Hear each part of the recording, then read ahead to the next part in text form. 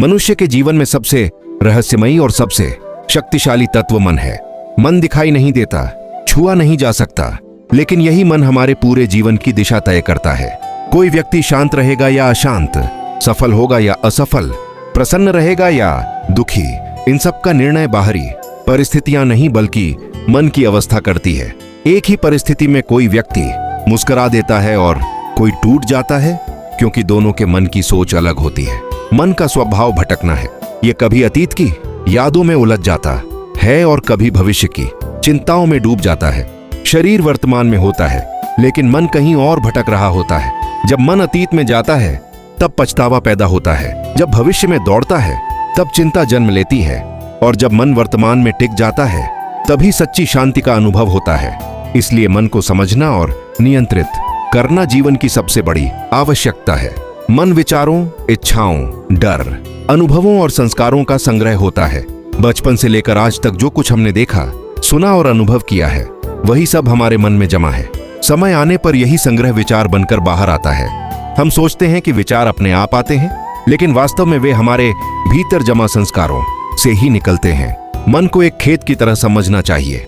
यदि उसमें अच्छे बीज बोए जाएंगे तो अच्छी फसल होगी, यदि गलत बीज बोए जाएंगे तो वही नुकसान करेंगे। उसी प्रकार यदि मन में सकारात्मक सोच, सही ज्ञान और अच्छे संस्कार डाले जाए तो जीवन सुंदर बनता है, और यदि मन में भय, क्रोध और नकारात्मकता भर जाए तो वही जीवन को अशांत कर देती है। आज के समय में मन पहले से अधिक चंचल और अशांत हो गया है। मोबाइल, सोशल मीडिया, तुलना, इच्छाओं की अधिकता और धैर्य की कमी ने मन को कमजोर बना दिया है। मन अनुशासन नहीं चाहता, लेकिन परिणाम चाहता है। वह तुरंत सुख चाहता है, चाहे उसका परिणाम दुख ही क्यों ना हो। यही कारण है कि व्यक्ति जानते हुए भी गलत आदतें नहीं छोड़ पाता। शास्त्रों में कहा गया है कि मन ही मनुष्य का मित्र है और मन ही उसका शत्रु। जो व्यक्ति अपने मन को समझकर उसे सही दिशा देता है, वही सच्चे अर्थों में जीवन को नियंत्रित कर पाता है। मन को दबाने से नहीं, बल्कि प्रेम, अभ्यास और अनुशासन से नियंत्रित किया जा सकता है। यही इस अध्याय का सार है, और आगे के अध्यायों में इसी मन को जीतने की शक्तिशाली विधियां बताई जाएंगी।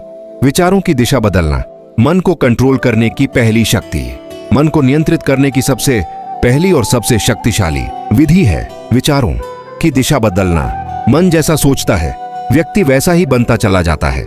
हमारे जीवन में जो भी घटित होता है, उसका बीज पहले विचार के रूप में हमारे मन में ही पड़ता है। विचार ही आगे चलकर भावना बनते हैं, भावना से कर्म जन्म लेता है, और कर्म अंततः भाग्य का निर्माण करता है।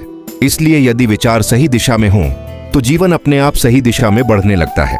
अधिकतर लोग ये शिकायत करते हैं कि वे चाहते तो बहुत कुछ हैं, लेकिन कर कुछ नहीं पाते। इसका कारण यह नहीं है कि उनमें क्षमता की कमी है, बल्कि कारण यह है कि उनके विचार बिखरे हुए हैं। एक समय में वे कुछ और सोचते हैं, अगले ही क्षण कुछ और। ऐसा मन कभी स्थिर नहीं हो पाता।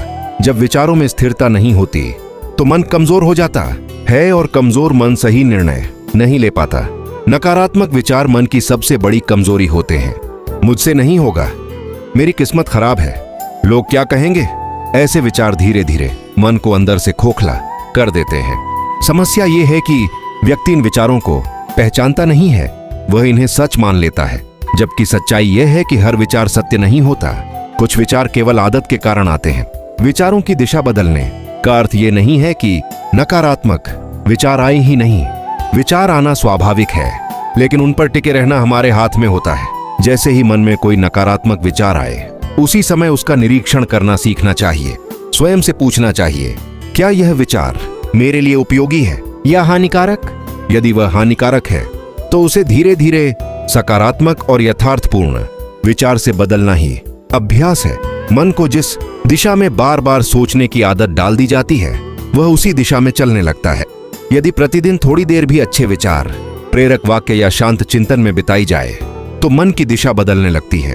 शुरू में यह कठिन लगता है, लेकिन अभ्यास से यही सबसे बड़ी शक्ति बन जाती है। इस अध्याय का सार यही है कि मन को बदलने के लिए जीवन को बदलने की आवश्यकता नहीं होती, बल्कि जीवन को बदलने के लिए विचारों को बदलना आवश्यक होता है। जो व्यक्ति अपने विचारों की दिशा को समझकर नियंत्रित कर लेता है, वह मन को कंट्रोल करने की पहली सीढ़ी पार कर लेता है। इंद्रियों पर नियंत्रण मन को मजबूत करने की दूसरी शक्ति मन को नियंत्रित करने की दूसरी सबसे बड़ी शक्ति है इंद्रियों पर नियंत्रण। मन और इंद्रियां एक दूसरे से गहराई से जुड़ी होती हैं। जो कुछ आंखें देखती हैं, कान सुनते हैं, जीभ चखती है और शरीर अनुभव करता है, वही सब मन में संग्रहित होता चला जाता है। यदि इंद्रियां अनियंत्रित हों तो मन को स्थिर रखना असंभव हो जाता है। इसलिए मन को कंट्रोल करना है तो सबसे पहले इंद्रियों को समझना और संयमित करना आवश्यक है। आज के समय में मनुष्य की इंद्रियां हर क्षण उत्तेजना की तलाश में रहती हैं। आंखें बार बार स्क्रीन देखना चाहती हैं, कान निरंतर शोर सुनने के आदी हो चुके हैं और मन तुरंत सुख की मांग करता है। इस लगातार उत्तेजना ने मन को कमजोर बना दिया है। मन शांत रहना चाहता है, लेकिन इंद्रियां उसे चैन से बैठने नहीं देती। यही आंतरिक संघर्ष व्यक्ति को थका हुआ और बेचैन बना देता है। इंद्रियों पर नियंत्रण का अर्थ ये नहीं है कि उन्हें पूरी तरह दबा दिया जाए। दबाव से इंद्रियां और मन दोनों विद्रोही हो जाते हैं।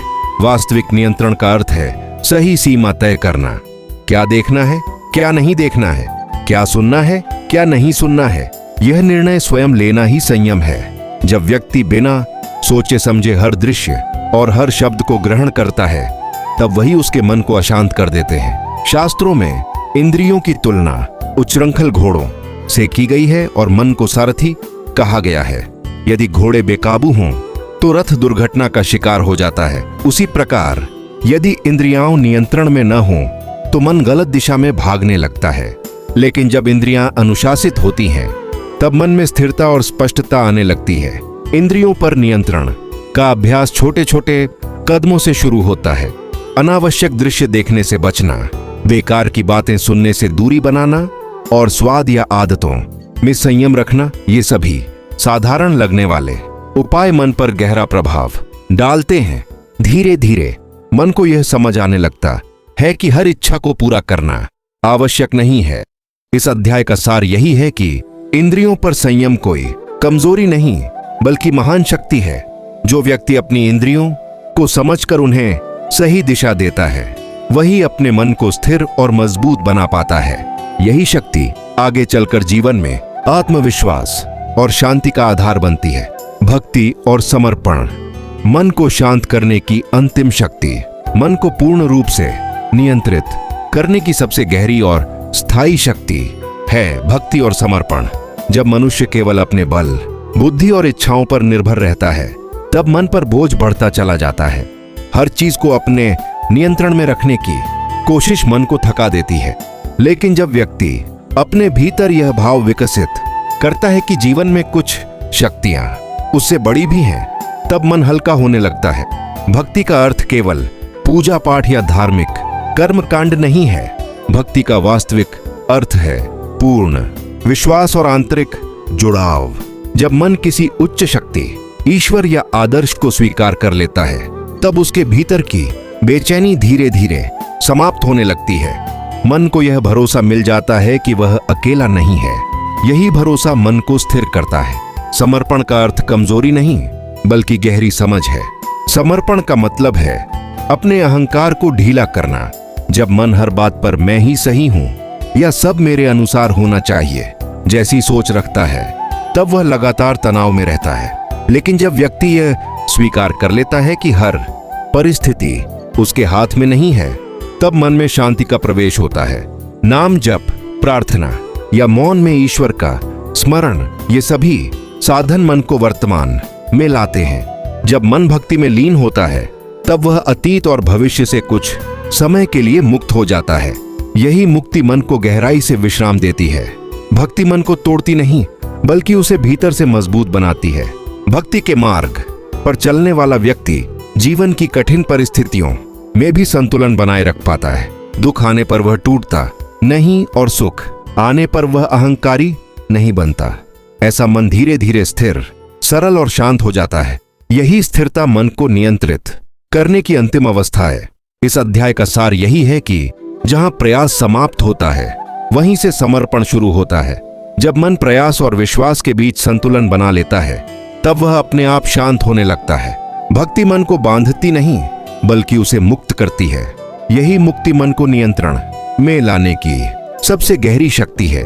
निष्कर्ष, मन पर विजय ही सच्ची सफलता है। मन को कंट्रोल करने की यात्रा बाहर से नहीं, भीतर से शुरू होती है।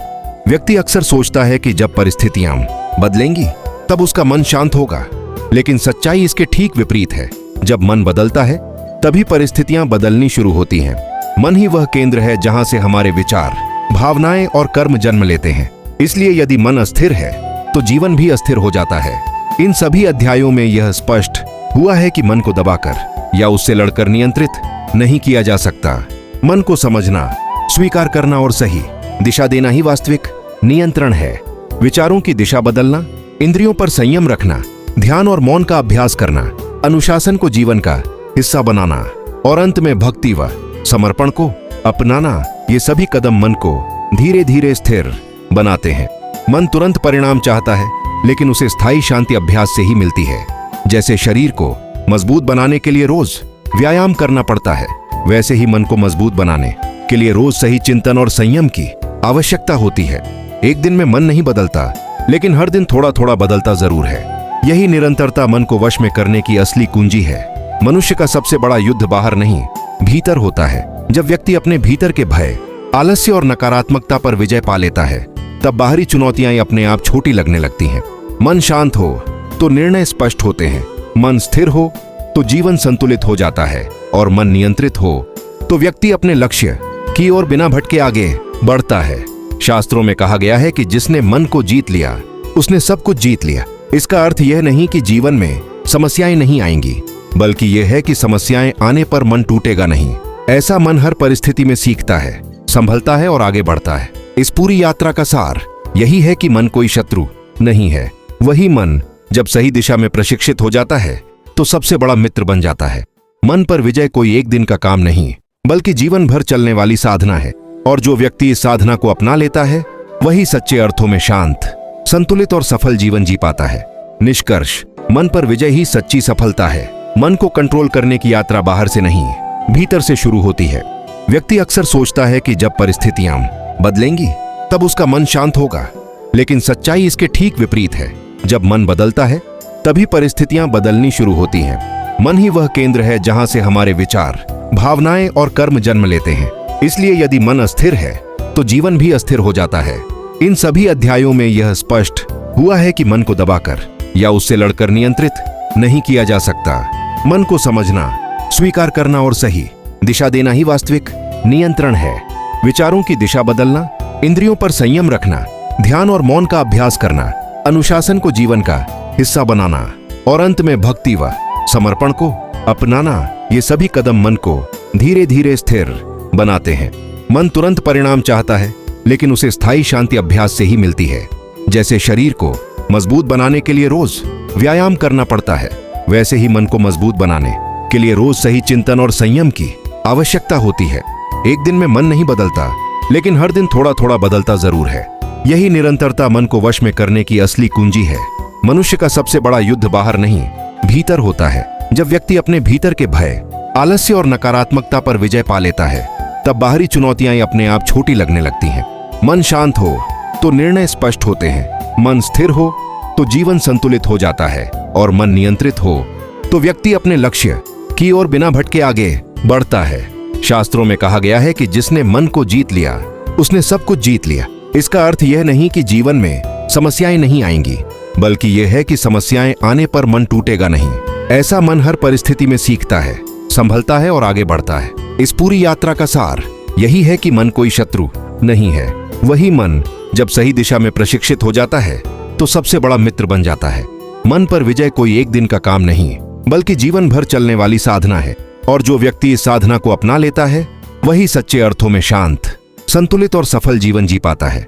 अनुशासन और दिनचर्या, मन को स्थिर रखने की व्यवहारिक शक्ति। मन को कंट्रोल करने की सबसे व्यवहारिक और जमीनी शक्ति है अनुशासन और सही दिनचर्या। बहुत से लोग मन को शांत करना चाहते हैं, लेकिन उनका जीवन पूरी तरह अव्यवस्थित होता है। देर से सोना, देर से उठना, अनियमित भोजन, बिना उद्देश्य के समय बिताना, ऐसी दिनचर्या मन को कभी स्थिर नहीं होने देती। मन और जीवन का गहरा संबंध है। जैसा जीवन चलता है वैसा ही मन बनता है। अनुशासन का अर्थ कठोरता नहीं है, बल्कि निरंतरता है। रोज एक ही समय पर उठना, थोड़ा समय स्वयं के लिए निकालना, शरीर और मन दोनों की जरूरतों का ध्यान रखना, ये छोटे छोटे नियम मन को सुरक्षा का अनुभव कराते हैं। जब मन को पता होता है कि जीवन एक निश्चित लय में चल रहा है, तब वह अनावश्यक चिंता और भ्रम से मुक्त होने लगता है। दिनचर्या का मन पर सबसे बड़ा प्रभाव सुबह के समय पड़ता है। जिस प्रकार दिन की शुरुआत होती है, प्रायः पूरा दिन उसी रंग में ढल जाता है। यदि सुबह उठते ही मोबाइल, शोर और जल्दबाजी हो तो मन पूरे दिन अशांत रहता है। लेकिन यदि सुबह कुछ समय मौन, स्वच्छ विचार और संयम के साथ शुरू हो तो मन धीरे धीरे संतुलन सीखने लगता है। अनुशासन मन को यह सिखाता है कि हर इच्छा तुरंत पूरी करना आवश्यक नहीं है। मन को जब सीमा मिलती है तभी वह मजबूत बनता है। बिना सीमा का मन बच्चे की तरह जिद्दी और चंचल हो जाता है, लेकिन अनुशासन उसे परिपक्व बनाता है। यही परिपक्वता आगे चलकर आत्मविश्वास और स्पष्टता में बदल जाती है। बहुत से लोग सोचते हैं कि पहले मन ठीक होगा, फिर अनुशासन आएगा, लेकिन सच्चाई यह है कि पहले अनुशासन आता है, तभी मन ठीक होता है। रोज थोड़ा थोड़ा सही करना ही बड़ा परिवर्तन लाता है। एक साथ सब बदलने की कोशिश मन को थका देती है, लेकिन छोटे नियम उसे सहारा देते हैं। इस अध्याय का सार यही है कि मन को कंट्रोल करने के लिए बड़े उपदेशों से ज्यादा छोटी आदतों की जरूरत होती है। सही दिनचर्या मन को जड़ देती है, स्थिरता देती है और भटकाव से बचाती है। जो व्यक्ति अपने जीवन में अनुशासन को स्थान दे देता है, उसका मन धीरे धीरे स्वयं नियंत्रण में आने लगता है। संकल्प और लक्ष्य की शक्ति मन को एक दिशा देना। मन तब सबसे अधिक भटकता है जब उसके पास कोई स्पष्ट दिशा और लक्ष्य नहीं होता। बिना लक्ष्य का मन उस नाव की तरह होता है जिसे कोई पतवार नहीं मिली हो। ऐसी नाव कभी भी किसी भी दिशा में बह सकती है। इसी प्रकार जब मन को यह पता नहीं होता कि उसे क्या करना है और क्यों करना है, तब वह छोटी छोटी बातों में उलझकर अपनी ऊर्जा नष्ट करता रहता है। इसलिए मन को कंट्रोल करने की एक बहुत बड़ी शक्ति है, संकल्प और लक्ष्य। संकल्प का अर्थ केवल इच्छा नहीं होता। संकल्प वह आंतरिक निर्णय है जिसमें मन, बुद्धि और भावना तीनों शामिल होते हैं। इच्छा बदलती रहती है, लेकिन संकल्प टिकता है। जब मन किसी लक्ष्य के प्रति संकल्पित हो जाता है, तब वह धीरे धीरे भटकना छोड़ देता है। उसे यह स्पष्ट हो जाता है कि क्या आवश्यक है और क्या अनावश्यक। यही स्पष्टता मन को स्थिर बनाती है। लक्ष्य बड़ा या छोटा होना उतना महत्वपूर्ण नहीं है जितना उसका स्पष्ट होना। बहुत से लोग कहते हैं कि वे सफल होना चाहते हैं, लेकिन यह नहीं जानते कि सफलता उनके लिए क्या है। ऐसा अस्पष्ट लक्ष्य मन को भ्रमित रखता है। लेकिन जब लक्ष्य साफ होता है, जैसे किसी कौशल में निपुण होना, अपने परिवार को बेहतर जीवन देना या आत्मिक शांति पाना, तब मन उसी दिशा में अपने आप ढलने लगता है। संकल्प मन को शक्ति देता है, लेकिन उसे निभाने के लिए धैर्य भी चाहिए। मन बीच बीच में लक्ष्य से हटने की कोशिश करता है। कभी आलस्य आता है, कभी डर, कभी असफलता का अनुभव। ऐसे समय में संकल्प ही मन को वापस सही मार्ग पर लाता है। जो व्यक्ति बार बार अपने संकल्प को याद करता है, वह मन की चालों में नहीं फंसता। लक्ष्य के साथ जुड़ा हुआ मन छोटी छोटी परेशानियों से जल्दी विचलित नहीं होता। उसे पता होता है कि हर कठिनाई अस्थायी है।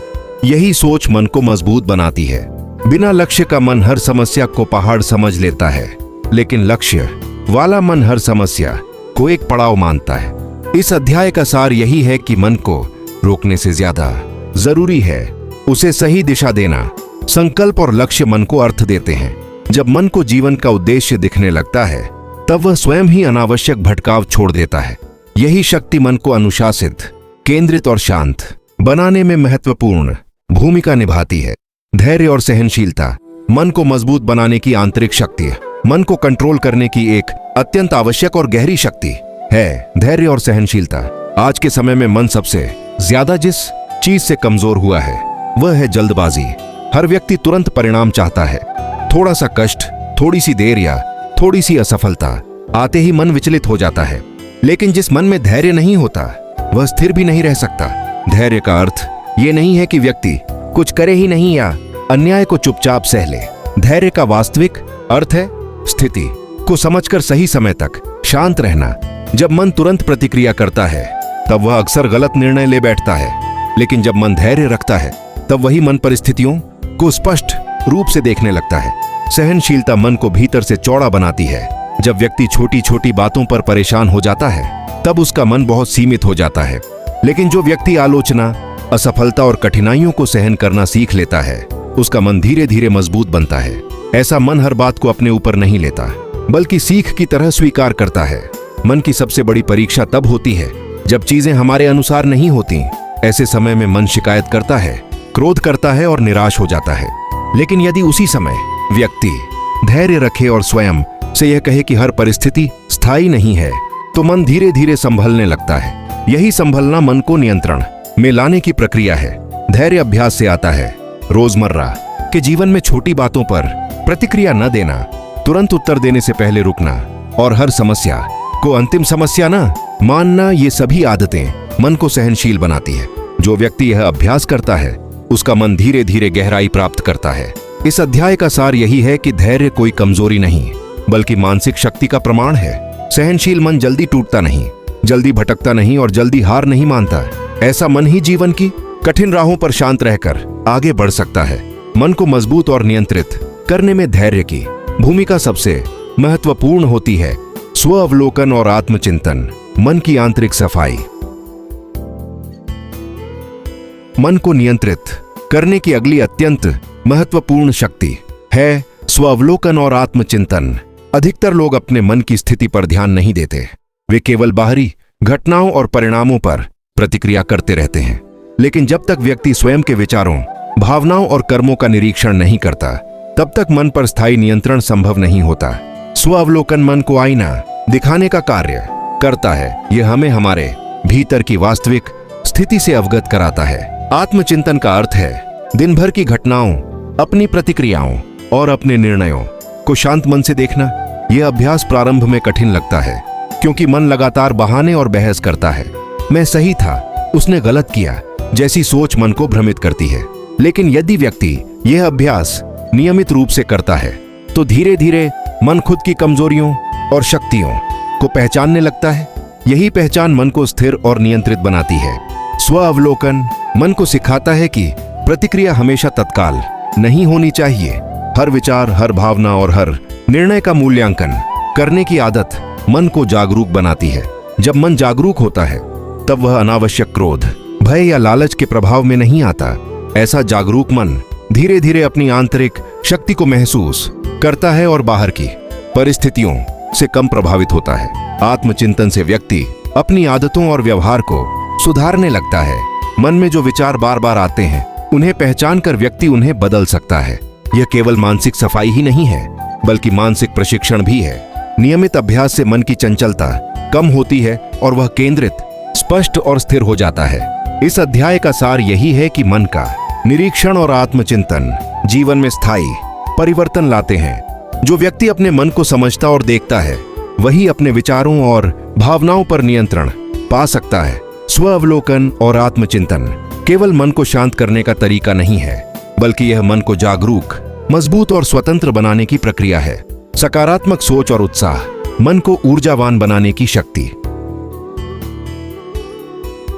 मन को नियंत्रित करने और उसे स्थिर बनाने की अगली महत्वपूर्ण शक्ति है सकारात्मक सोच और उत्साह। जीवन में हर व्यक्ति के सामने कठिनाइयां आती हैं, परंतु वही व्यक्ति सफल होता है जो मुश्किलों के बीच भी सकारात्मक दृष्टिकोण बनाए रखता है। नकारात्मक सोच मन को कमजोर कर देती है, डर और चिंता बढ़ाती है और ऊर्जा को बर्बाद करती है।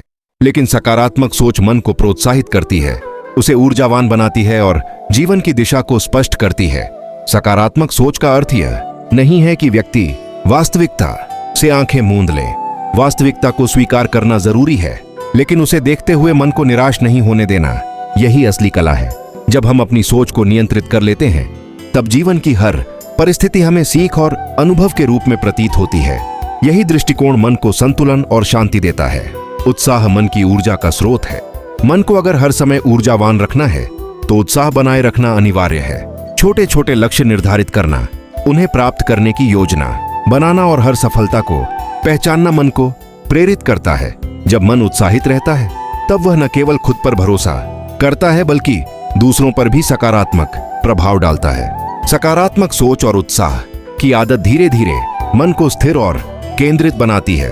मन की चंचलता कम होती है, भय और चिंता दूर होती है और व्यक्ति कठिन परिस्थितियों में भी धैर्यपूर्वक निर्णय ले पाता है। इसके साथ ही मन में आत्मविश्वास और शक्ति उत्पन्न होती है। इस अध्याय का सार यही है कि मन को ऊर्जावान और सकारात्मक बनाए रखना जीवन की स्थायी शक्ति है। जो व्यक्ति नकारात्मकता को पहचानकर उसे दूर करता है और सकारात्मक ऊर्जा के साथ आगे बढ़ता है, वही अपने मन को नियंत्रित करने में सक्षम होता है। सकारात्मक सोच और उत्साह केवल मन की खुशी का माध्यम नहीं है, बल्कि यह मन को स्थिर, शक्तिशाली और सफलता की दिशा में मार्गदर्शित करने वाली महत्वपूर्ण साधन है। ध्यान, योग और मानसिक अनुशासन मन को नियंत्रित करने की गहन शक्ति, मन को नियंत्रित करने और स्थिर बनाने की अगली गहन शक्ति है ध्यान, योग और मानसिक अनुशासन। मन हमेशा विचारों और भावनाओं की बहती नदी की तरह रहता है। अगर इसे नियंत्रित न किया जाए तो वह लगातार भटकता रहता है। ध्यान और योग मन को केंद्रित करने का सबसे प्रभावशाली तरीका है। यह न केवल मानसिक शांति देते हैं, बल्कि व्यक्ति के संपूर्ण जीवन को संतुलित और ऊर्जावान बनाते हैं। ध्यान का अर्थ केवल आंखें बंद करके बैठे रहना नहीं है। ध्यान का वास्तविक उद्देश्य है मन के विचारों को निरीक्षण करना और उन्हें नियंत्रित करना। जब व्यक्ति नियमित रूप से ध्यान करता है तो वह अपने भीतर की अस्थिरता को समझता है और धीरे धीरे उसे स्थिर करना सीखता है। ध्यान से मन के अनावश्यक विचार घटते हैं और मानसिक स्पष्टता बढ़ती है। योग का अभ्यास भी इसी दिशा में सहायक है। शारीरिक योग केवल शरीर को स्वस्थ नहीं बनाता, बल्कि मानसिक शक्ति भी बढ़ाता है। जब शरीर और मन दोनों संतुलित होते हैं तो व्यक्ति मानसिक अनुशासन के माध्यम से किसी भी चुनौती का सामना कर सकता है। नियमित योगाभ्यास तनाव कम करता है, मन को शांत करता है और व्यक्ति में धैर्य और सहनशीलता विकसित करता है। मानसिक अनुशासन का अर्थ है मन को नियम और अभ्यास के अनुसार प्रशिक्षित करना, विचारों और भावनाओं पर संयम रखना, किसी कार्य में पूरी एकाग्रता बनाए रखना और दैनिक जीवन में नियमबद्ध आदतें विकसित करना। ये सभी मानसिक अनुशासन के अंग हैं। बिना अनुशासन के मन कभी स्थिर नहीं हो सकता। इस अध्याय का सार यही है कि ध्यान, योग और मानसिक अनुशासन मिलकर मन की चंचलता को नियंत्रित करते हैं।